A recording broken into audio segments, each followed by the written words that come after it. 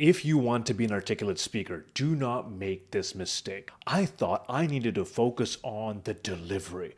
I want to sound polished. I want to have the best pauses. I want to sound professional. I want my words to have that pop whenever I speak. And I really focused on trying to be perceived as an articulate speaker. I want to make sure by the time I'm done talking, people say, wow, Yasser, he's such an articulate speaker. But what happened was, the more I would start to do this, the more people would come up to me and say, Yasser, you sounded a bit robotic. You sounded a bit formulaic. It sounded like everything you were saying was not scripted, but choreographed and rehearsed. And I would say, hey, wait, these are the principles of public speaking. These are the laws of public speaking. This is how you talk. Maybe you're just jealous. Maybe you're just envious. And I was in denial for a very long time.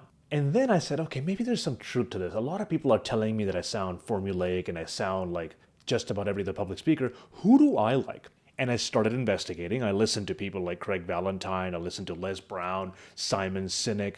And when I listened to them, some of them have filler words. Some of them talk really fast. Some of them don't even use the stage. John Maxwell is one of those people who sits on stage. He doesn't even move around.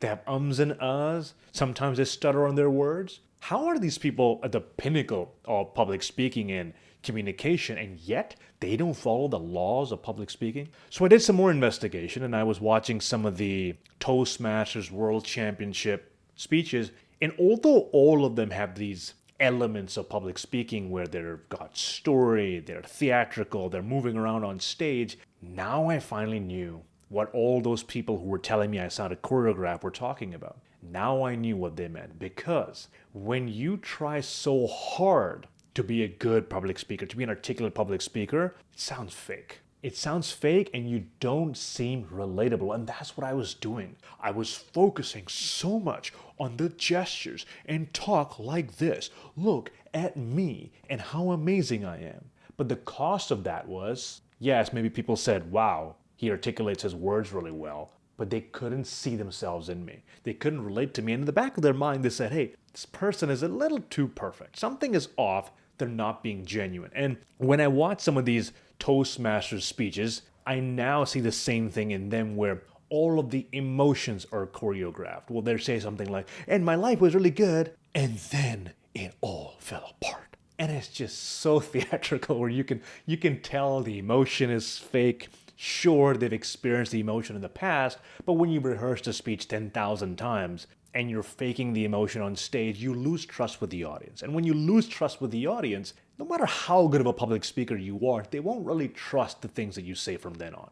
Because now I know you're not being real. You're not being authentic. And this is what I was doing in my presentations. I was so focused on how can I be an articulate speaker? How can people tell me how amazing I am? That I didn't think about what my purpose was. When I'm on stage, when I'm delivering a keynote presentation, when I'm in a sales presentation, what is my goal? My goal is to get people who are listening to me to feel a certain way. So if you have all the flaws in the world, but you get them to think, feel, or do something, you have succeeded with your communication goals. So the lesson I want to share with you is prioritize connection over perfection. Connection over perfection. When we are trying to be an articulate speaker, there is this notion, and I see this on YouTube a lot, find the right words to say, develop a better vocabulary, come up with all these interesting ways to say something that you sound smart. And it's just not true. Sure, get catchphrases here and there. Use analogies, use metaphors, those are great. But don't try to purposely complicate it so that you seem smarter, especially if other people don't understand. And you know they're not going to understand just because you want to look smarter than other people. If you look at some of the best CEOs in the world, some of the best communicators, look at Jeff Bezos, conversational language, simple, easy to understand language, nothing out of the ordinary. So people at that level speak like that. Why shouldn't we do the same thing? Why should we go out of our way to try to enhance our vocabulary way beyond what's necessary? So remember, connection over perfection. Now, why is this important? Because you get to be yourself. You don't have to be this fake version of you who has all of the best gestures, the best opening, the best closing. Sure, practice it enough times, know your material enough times, but also be flexible with it. When we memorize all of our words in our presentation or in our speech, we lose that initial authenticity because now we're faking it. We have to pause here, we have to gesture here, we have to walk at this side of the stage and do. You won't really see this with people who are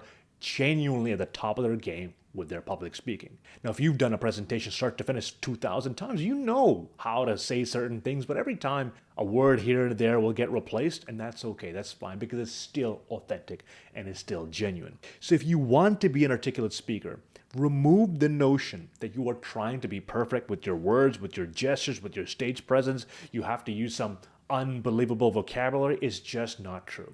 If you can get the audience to think, feel, or do something, you have succeeded. How do you do that? You use analogies, you use metaphors, you be conversational, you tell stories from your life, and you talk to them. You talk to people like they're people. You talk to people as a relatable human being. You want the impression in their mind that, hey, this person on stage or in the meeting is talking the same way as they would talk to me if they were sitting right next to me.